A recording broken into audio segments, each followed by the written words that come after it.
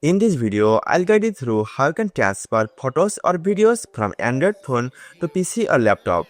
If you find this useful, then please consider subscribing and like this video. To transfer photos or videos from Android phone to laptop or PC, at the beginning you need to connect with the same Wi-Fi network. Once you connect with the same Wi-Fi network, then you need to install the app on both devices. The app name is LocalSend.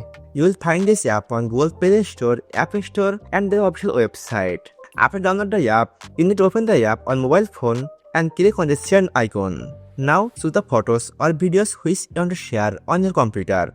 To share photos or videos, let's go with media, then select the video which you want to share and click on confirm. Now tap on the refresh icon.